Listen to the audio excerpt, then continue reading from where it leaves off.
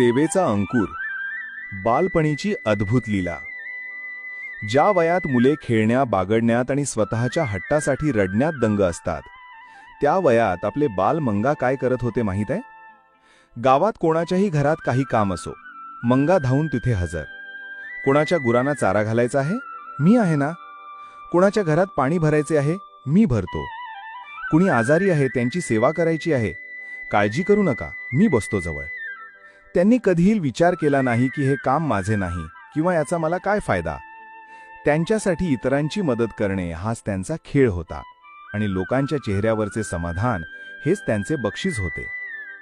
ही केवळ एक सवय नव्हती, तर त्यांच्या आतमध्ये असलेल्या सद्गुरू नावाच्या विशाल वृक्षाचा तो एक छोटासा अंकुर होता.